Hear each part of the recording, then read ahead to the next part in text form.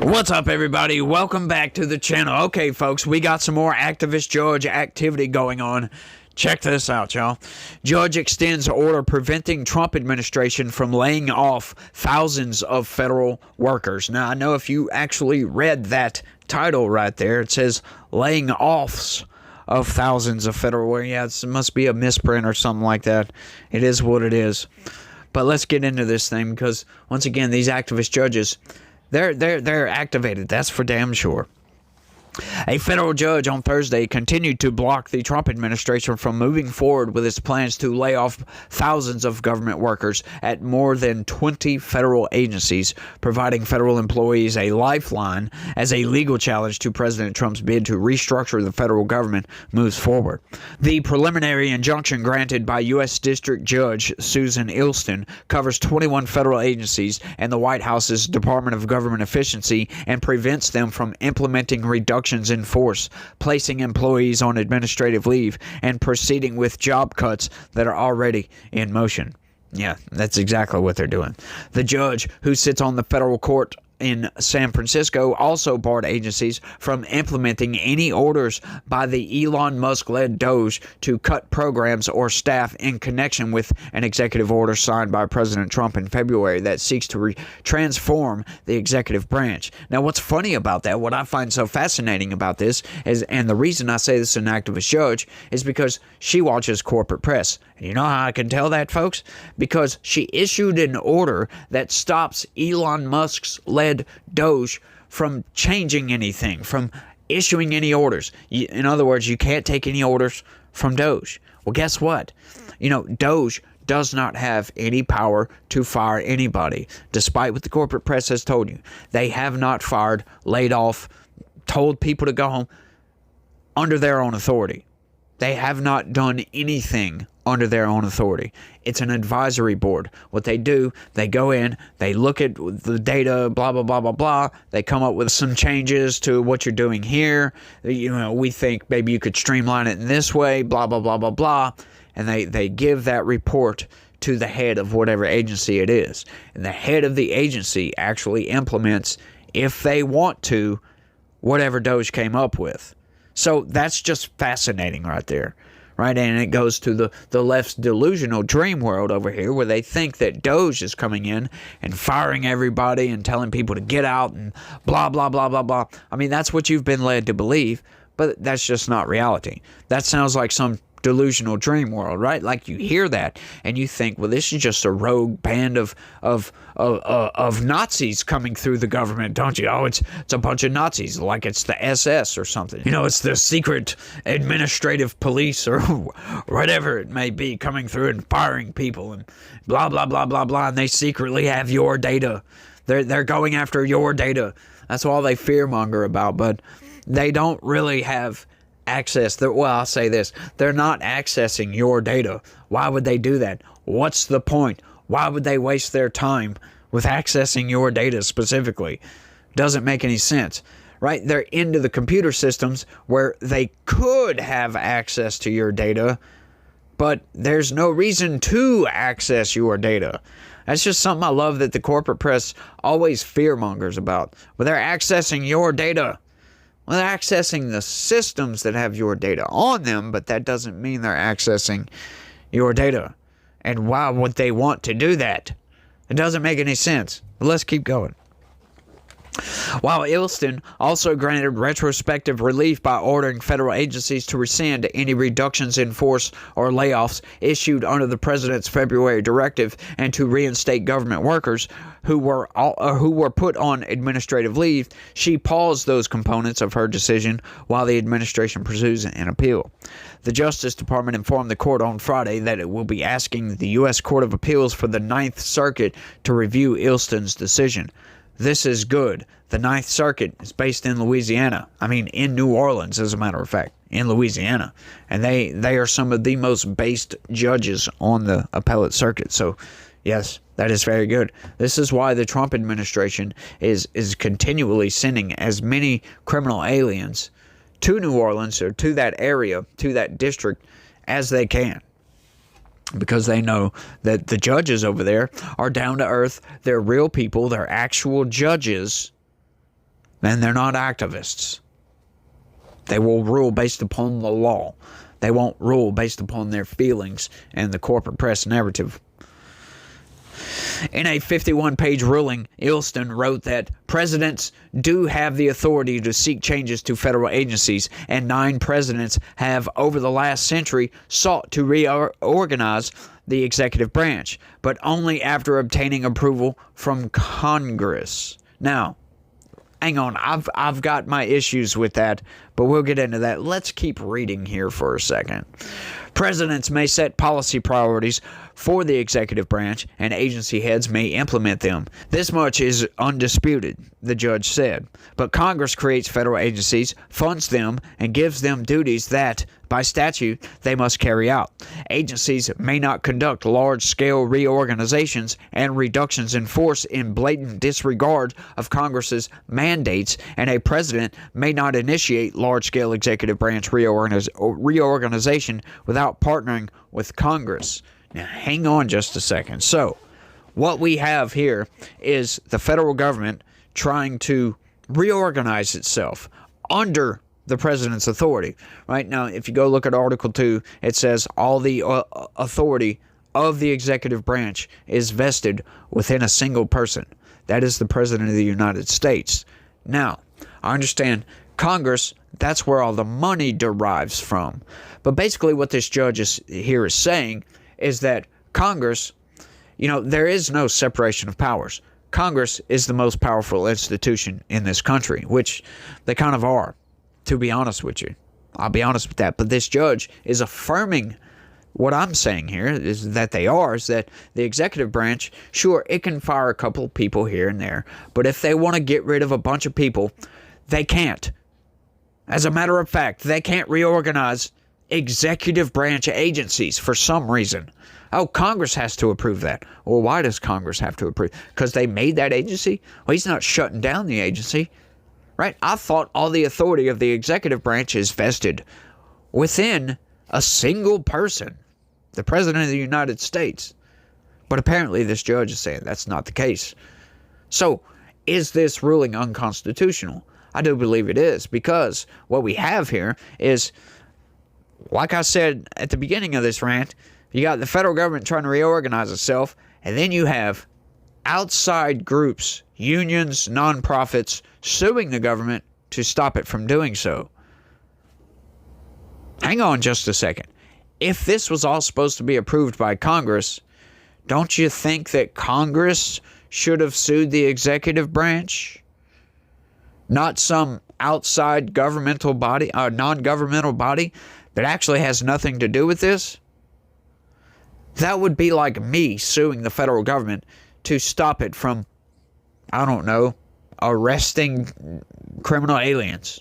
Whatever it may be, it doesn't really matter what it is. That's kind of weird, don't you think? Don't you think that should be Congress?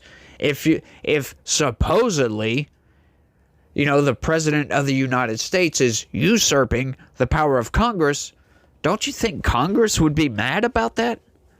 Huh. It's kind of strange, don't you think? Just saying. She said that the plaintiffs in the case, which are labor unions, nonprofit organizations, and local governments, are likely to succeed on their claim that Mr. Trump's executive order usurps Congress's constitutional powers and exceeds his authority. Is that so? Once again, don't you think that should be Congress to decide if their power is being usurped and stop them from doing so through the judiciary branch?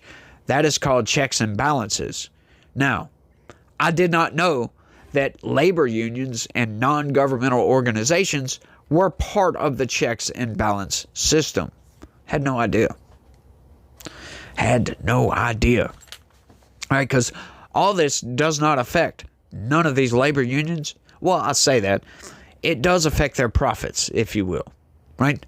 Think about that for a second. You've got these labor unions suing the government because the government wants to fire a bunch of people.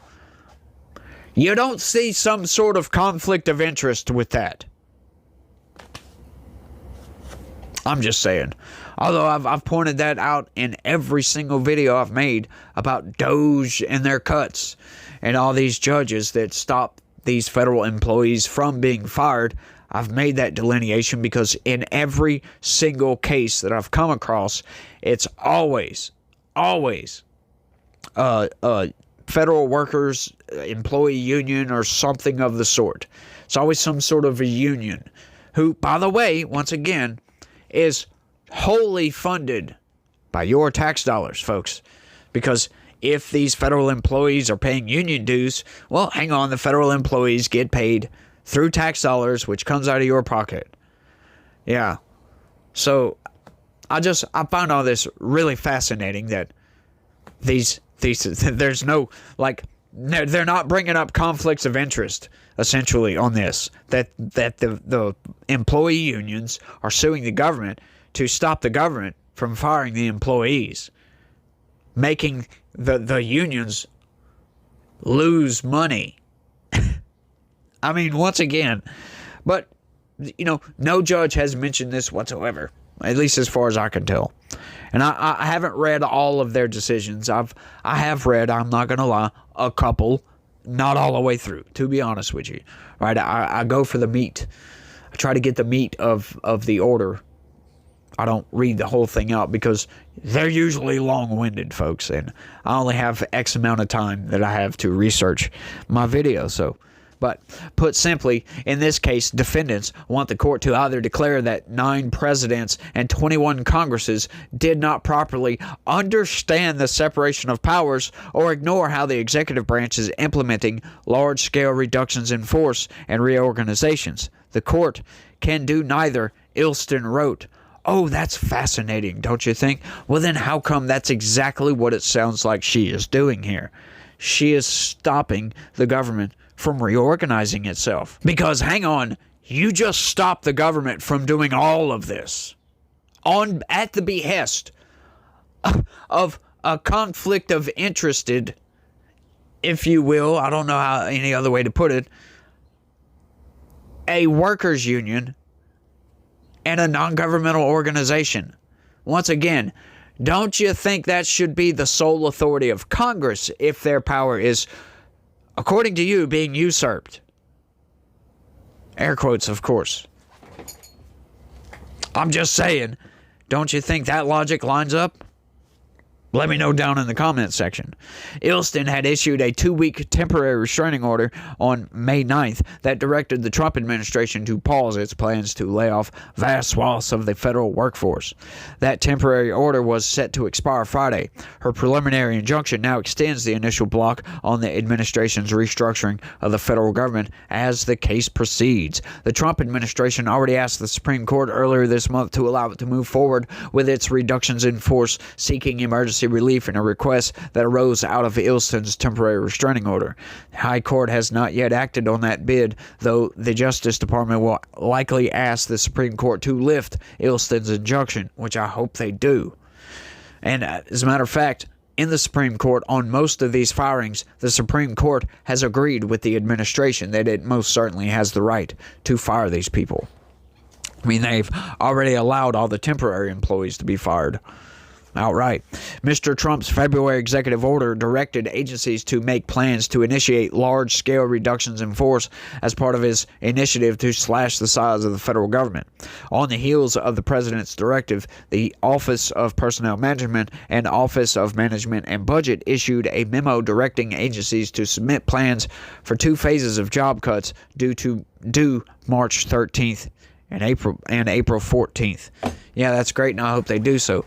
Once again, folks, once this makes it to the Supreme Court, they're going to have to allow that, because you take it back to the Constitution, and the Constitution says the sole authority of the executive branch is vested in the President of the United States, for goodness sakes. And if he wants to reorganize this, right, like the usurping of constitutional authority, right, that would be if Trump tried to shut down the department itself, tried to make it non-existent. But he most certainly can downsize that federal agency if he wants to, right? Donald Trump, like the people, they phrase it this way, right? Like, you're only represented in government by your congressman. Well, no, that's only your legislative branch representation, right? We are represented in the federal government. That is by one person, Yes. And as a matter of fact, the entire electorate of this country, that is the only office that the entirety of our electorate votes for, is the president. So the president is our elected representative in the federal government. He's the most powerful person in the country, technically. He's the most powerful single individual. I'm not saying the executive branch is more powerful than Congress, because that's just not true. Because Congress could just kick the legs out from underneath the executive branch and the judiciary branch. This is why I say there is a loophole in that whole separation of powers shtick that people try to spew upon you. The corporate press tries to spew upon you all the time. There is no separation of powers. Congress is the most powerful institution because they control the purse strings. And they could absolutely vote. They could go to their Senate buddies and say, look, we want to do this. We think the executive branch is out of control and rogue. We're going to strip the federal funding. Right? They could operate if they wanted to do it for free. As long as they did it for free, whatever they could do for free. It is what it is. They could absolutely do that. Now, they would get sued, I'm sure. And I don't think a court would ever allow for that. But you never know. They could pass a law stating blah, blah, blah, blah, blah. You never know. I'm just saying. But Congress has a lot more power than what you think. They just don't wield that power because it's hard to get all 435 congressmen and 100 senators to agree on anything. Although, the other day, they did all agree that, yeah, I don't think the federal government needs to be taxing tips. Yeah, that passed the Senate, by the way. 100-0. 100-0. That is right. That was a bill introduced by Senator Ted Cruz. That's insane. It passed 100-0. So, once again, the Trump administration wins again. Although that same legislation has been implemented into the reconciliation bill. So, it is what it is, folks. It is what it is. But I think that's all I got on this one. I want y'all to let me know what y'all think about all this down in the comment section. It's fascinating. I can't wait to see what happens in the Supreme Court, to see if they give any temporary relief to the administration, and we'll see what happens. Although they're not being quick to act on these, because I think they're scared politically, if you will, which they shouldn't be, but they are because of the left, and the threats from the left, and the insanity from the left, the psychosis from the left, because the left is psychotic. Of course, that's what psychosis is. You get it, right? But y'all don't forget to smash that like button for me. Subscribe if you're new around here and you want to stay up to date with news and how you're being manipulated. Do that. That'd be great. Also, look right below the video. Click that join button. Sign up. Become a member. Help me deliver the news to you guys and help me help you figure out how you're being manipulated by the corporate press, because they are definitely manipulating you every which way you can. The manipulations are 360 degrees and they're steady. They're constant. They're always coming at you. Always. But y'all share this video anywhere and everywhere you can. And y'all try to have a good day. Stay legitical. Peace.